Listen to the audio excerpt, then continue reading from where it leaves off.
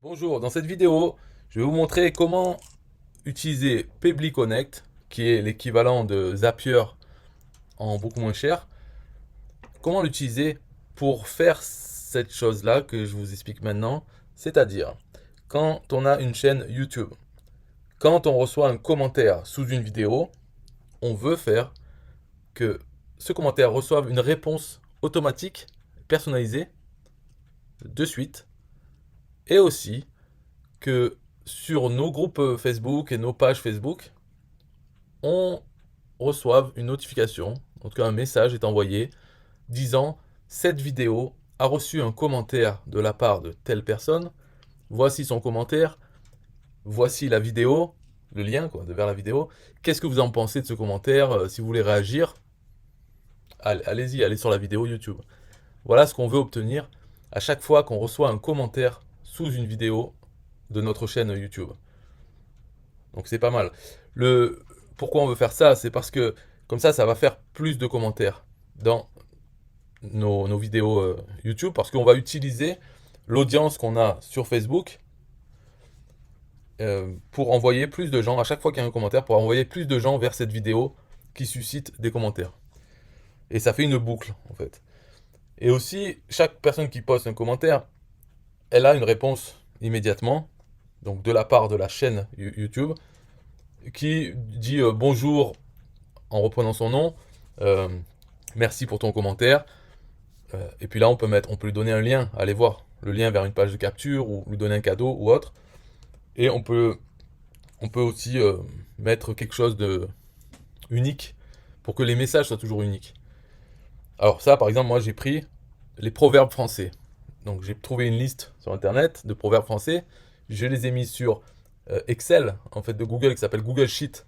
J'ai créé un Google Sheet où j'ai mis tous les proverbes français. Donc il y en a environ 2000. Et à chaque fois qu'on répond à un commentaire, on prend un de ces proverbes et on le met dans le message, en plus du reste. Ça permet d'avoir des commentaires uniques avec le nom de la personne à laquelle on répond, le lien qu'on veut et un proverbe. Voilà. Donc c'est tout bête ce qu'on veut faire, mais comment l'automatiser avec Pebly? Donc là, je vais vous montrer, ça s'appelle un workflow, donc c'est un ensemble d'actions, et ça commence par le déclencheur qui est un nouveau commentaire sur une chaîne de YouTube. Donc on choisit cette action, ce déclencheur, on connecte son compte YouTube. Donc moi, ma chaîne, c'est les fameuses vidéos. Ici, les résultats maximum 20, c'est la valeur par défaut. C'est bon. En tout cas, c'est appelé à chaque fois qu'il y a un nouveau commentaire. Donc peu importe le nombre, mettez 20.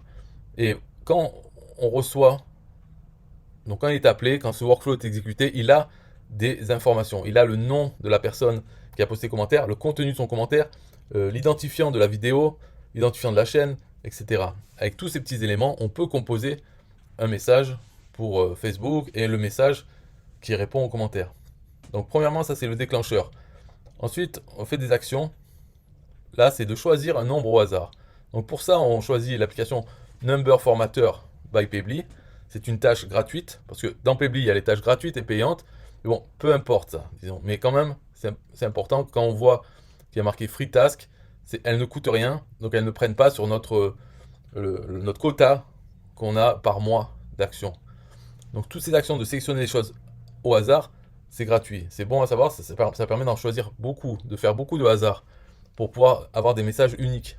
On va voir par la suite, j'utilise plusieurs fois cette action de number formatter spreadsheet formula, c'est-à-dire les formules de feuilles de calcul, parce qu'on a accès à toutes les formules qu'on peut utiliser dans Excel. Donc même si l'action s'appelle number formatter, au final, ce qu'on peut avoir, c'est même du texte. C'est tout ce qu'on peut générer avec des formules. Pour avoir la liste des formules et pour s'entraîner, ça c'est quelque chose à apprendre ailleurs, hein. Mais dans cette action, j'utilise que deux concepts, c'est round between, donc c'est choisir un nombre au hasard entre 2 et 1960. Ça, c'est parce que ce nombre au hasard, je veux choisir une ligne parmi les 2000, donc entre 2 et 1960, où il y a tous les proverbes, pour pouvoir choisir ensuite un proverbe au hasard. Donc je veux d'abord un nombre au hasard entre 2 pour avoir la ligne. Donc on voit le résultat dans cet essai là, c'est 952. Mais à chaque fois qu'on fait un essai, ça sera un nombre au hasard. À chaque fois que le workflow est exécuté, ça sera un nombre au hasard entre 2 et 1960. Donc là, on a déjà ce nombre. Ok. Ensuite, pour aller prendre les proverbes, on choisit l'action Google Sheet, on se connecte donc à son compte Google, et l'événement de l'action, c'est Get Rows, c'est-à-dire obtenir une ligne. Donc ici, on sélectionne quel document on veut, quelle feuille de calcul, donc c'est la première, et range, c'est quelle ligne on veut. Donc moi, c'est que sur une seule colonne, la colonne A, donc je marque A et le numéro de la ligne, et le numéro de la ligne, en fait, ça, c'est pris par l'action qu'on avait au-dessus, qui l'a donné 952. Donc là, dans ce cas-là, ça prendra A952. Mais à chaque fois que c'est exécuté, ça sera une ligne différente. Donc on prend ça, on a comme résultat, ici dans le proverbe, faut toujours songer à soi avant de songer aux autres. Voilà, donc c'est cette phrase-là qui sera mise dans le message plus tard. Donc ici, on a pris le proverbe. Ensuite, je fais pareil pour le bonjour, pour commencer le message différemment. Donc là, dans la formule, donc spreadsheet formula, j'utilise le switch. Switch, entre parenthèses, et dedans, ce qu'il faut mettre, c'est un chiffre ou un nombre. Et ensuite, c'est pareil avec des virgules, dire à chaque nombre à quoi ça correspond. Donc là, par exemple, switch, et là, je demande un nombre au hasard entre 1 et 4. Et après, je dis le 1, ça va correspondre à bonjour. Donc c'est ce que va nous retourner la fonction switch. Le 1, c'est pour bonjour, le 2, salut, le 3, oui, le 4, bien sûr. Donc là, quand on fait un essai, on a salut, donc ce qui veut dire que le rand between, il a donné le nombre 2, ce qui correspond à salut, alors il nous donne ça. Donc voilà, à chaque fois que ça sera exécuté, ça nous donnera un des 4. On peut en mettre plus, bien sûr.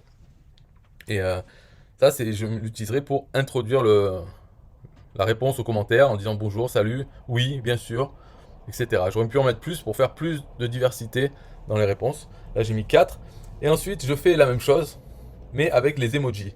Et là, je le fais 3 fois. Donc, pour le premier emoji, c'est pareil, un switch, rand between 1 et 10. Et à chaque fois, le 1, virgule, je donne le contenu, virgule, 2, virgule, le contenu. Et donc, j'ai mis 10 emojis. Et cette action, je l'ai fait, j'ai répété encore, puisque c'est des actions gratuites, donc on peut en faire plein. Il ne faut pas hésiter. Hein. Donc j'ai fait pour un deuxième emoji, pareil, il m'en prend un au hasard. Alors bien sûr, des fois, il pourra choisir 3 fois le même emoji. Parce que c'est à chaque fois, c'est un au hasard. Donc ça peut tomber sur 3 fois le même, ou 2 fois le même et un différent. Mais peu importe, parce qu'après on s'en sert dans le message. On mettra emoji 1 au début, emoji 2 au milieu, emoji 3 à la fin. Peu importe c'est quoi les emojis en fait. C'est juste pour attirer l'attention, pour varier un peu le message. Donc emoji 2, emoji 3 pareil. Et on voit le résultat, à chaque fois il nous donne l'emoji qu'il a choisi pour ce test. Et là, maintenant qu'on a toutes ces informations, on peut commencer à faire la réponse aux commentaires. Donc l'action c'est YouTube Reply to Comment. Donc là on a déjà connecté YouTube, donc c'est bon, on choisit juste l'action Reply to Comment et le texte de réponse. Et là, regardez comment est composé. Ça, d'abord, c'est le résultat de l'emoji 1. Après, j'ai mis retour à la ligne, résultat de l'emoji 2, retour à la ligne, résultat de l'emoji 3. Et après, donc, dans la première ligne, c'est donc l'emoji 1. Ici, je mets le bonjour au hasard, qui peut être bonjour, salut, oui, bien sûr. Ensuite, un espace. Et là, je mets le nom de la personne qui a posté le commentaire. Donc, ça va lui faire l'emoji bonjour, un tel. Et après, espace. Et merci pour ton commentaire. Si tu as besoin de trafic gratuit et de qualité pour ton business en ligne, va voir ici. Et là, je lui mets l'adresse d'une page de capture à moi. Saut de ligne, emoji 2, va voir et dis-moi ce que tu en penses. Saut à la ligne, emoji 3 et 3 petits points. Et là, je mets le proverbe qu'on a choisi en haut. D'abord, on a eu le nombre au hasard et on est allé dans Google Sheet pour prendre une ligne au hasard, ce qui nous donne un proverbe. Voilà. Ça, c'est le comment ID, donc c'est à quel commentaire on va répondre.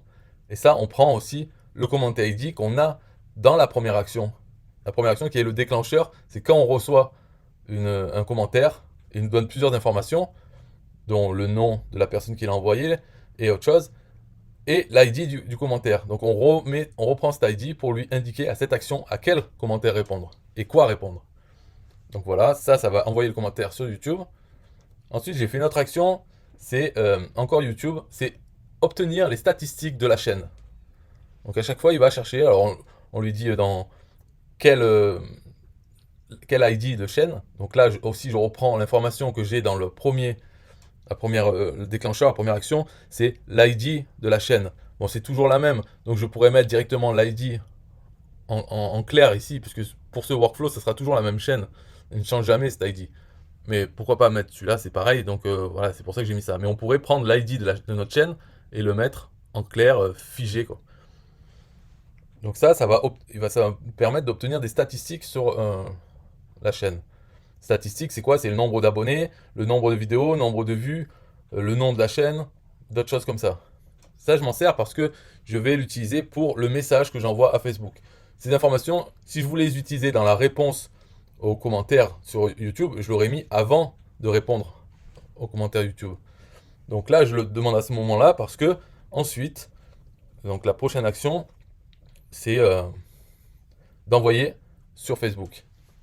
Alors pour ça, c'est un peu particulier parce que normalement ici dans l'action, on peut choisir Facebook, groupe, envoyer un message directement et on compose le message envoyé. Moi, dans Pebly, je fais une façon différente parce que j'ai plusieurs groupes Facebook, plusieurs pages. Donc ce que j'ai choisi de faire, c'est un workflow qui est comme une imprimante. C'est-à-dire que le déclencheur de ce workflow, c'est un autre que je vais vous montrer après. Le déclencheur, c'est un webhook. Donc quand ce webhook est appelé, il prend les informations dans le webhook et il va poster dans chacun des groupes que j'ai et chacune des pages. Donc ce workflow qui est une imprimante, on peut l'appeler avec un workflow en lui donnant les informations dans le contenu qu'on envoie au workflow. On lui donne le texte et l'URL, le lien. Et avec ces informations, l'autre workflow imprimante lui prend la description, donc le texte et l'URL, le lien, et il les poste sur mes groupes Facebook. Donc j'ai séparé en deux. Comme ça, ça me permet de réutiliser cette imprimante Facebook dans n'importe quel workflow que je fais sur Pebly. Donc dans celui-là, quand j'ai envie d'envoyer sur Facebook, je n'ai qu'une action à faire, c'est appeler le webhook. Donc pour ça, on donne en fait, il faut choisir. Donc bien sûr, il faut choisir l'application API. Action Event, c'est Custom Request. Choose Method Post. Et API Endpoint URL, ça, on doit mettre le lien du webhook de notre autre workflow, le workflow imprimante Facebook. Quand on crée un workflow qui commence par un webhook, il nous crée l'adresse de ce webhook. Donc c'est ça qu'on met dans l'action API. Quand on veut appeler le webhook, bien sûr, on met l'adresse du webhook. Et ensuite, dans les données, là, il faut donc respecter ce format. Là, c'est un peu dur à avoir, c'est sûr. Mais le format, il suffit que vous regardiez sur Google, format JSON, J-S-O-N. Il est très simple, c'est juste des accolades, une accolade ouvrante, une fermante. Et au milieu, on met entre guillemets le nom de la clé, deux points, et entre guillemets la valeur de la clé. Et après, on met une virgule et une autre nom de clé, deux points, valeur de clé. On peut mettre plusieurs clés comme ça. Et ensuite, donc quand le webhook est appelé, donc dans l'autre workflow, il a à sa disposition la clé description et la clé URL. C'est ce que j'ai choisi moi pour faire ça, mais on est libre de faire autre chose. Pour mon imprimante Facebook, finalement, j'ai besoin que deux choses à chaque fois, c'est le texte et le lien. Que ce soit pour envoyer une photo, une vidéo ou un lien, j'ai besoin d'une URL et une description pour le message. Donc, là-dedans, dans Data, c'est là où je compose le message. On peut voir que ça semble compliqué, mais en fait, c'est simple. Prenez une capture d'écran de ça. Vous voyez que tous les carrés qui sont en blanc, c'est des données, des valeurs, des résultats, des actions précédentes dans ce workflow. Et tout le reste, c'est du texte qui est figé, qui reste. Donc, ce qu'il y a à noter, c'est que dans ce data, si on veut, dans le message, sauter à la ligne, pas que tout soit en un gros paragraphe, mais faire des sauts de ligne, on ne peut pas faire des sauts de ligne dans cet endroit. Il faut utiliser donc ça, c'est la barre oblique inversée, N. Ça représente un saut de ligne. Donc si on veut faire un saut de ligne et faire un espace entre deux lignes, il faut en mettre deux. Le premier, c'est pour retourner la ligne, et le deuxième, c'est pour sauter une ligne. Donc si j'en mets trois, ça permet de sauter deux lignes, de faire plus espacé le message. Donc c'est ça qu'il faut écrire dans cet endroit. Barre oblique inversée, N. Après, quand on voit que les accents, toutes les lettres avec des accents, ou certains caractères, ils sont compliqués ici. Mais ça, c'est Pabbly qui le fait pour vous. Donc quand vous écrivez le texte, vous pouvez marquer avec les accents. Et quand vous sauvez, la prochaine fois que vous revenez sur le workflow, il aura changé les accents avec les caractères qu'il faudrait mettre dans un JSON. Ça s'appelle échapper les caractères spéciaux. Donc ça, il le fait tout seul. Vous n'avez pas besoin de vous en préoccuper, mais c'est juste, il faut comprendre la logique de ça. Par exemple, pour l'URL, moi je veux envoyer l'URL, le lien de la vidéo YouTube. Donc je commence par marquer https://www.youtube.com/watch V égale, et là j'ai besoin de l'ID, l'identifiant de la vidéo que j'ai, parce que on l'a dès le déclencheur, il nous donne le commentaire et sur quelle vidéo il est, et il nous donne l'ID de la vidéo. Donc on peut composer avec du texte et les variables, comme celle-là, l'ID de la vidéo, on peut composer l'URL. On sait que ça, c'est l'URL qui ira vers la vidéo sur YouTube, la vidéo sur laquelle on vient de recevoir un commentaire. Et c'est pareil pour le reste. Là, ce que j'ai fait dans description, donc j'ai mis les 3 emojis, voilà, qui sont au hasard. Ensuite, j'ai mis le nom de l'auteur du commentaire et j'ai écrit « Viens de poster un commentaire sur ma vidéo YouTube ». Et là, je mets l'URL de la vidéo. Voici son commentaire. Et donc là, je mets texte original du commentaire. Je saute des lignes, je mets des petits points, je saute des lignes. Je mets à nouveau un des emojis au hasard. Et je marque ma chaîne YouTube. Là, j'ai le nom de ma chaîne YouTube qui ne change jamais, mais bon, je le mets comme ça, c'est les fameuses vidéos. Ma chaîne YouTube, le nom, a tant d'abonnés, virgule, tant de vidéos et tant de vues. Retour à la ligne, encore un emoji. Pour vous abonner à ma chaîne, c'est ici.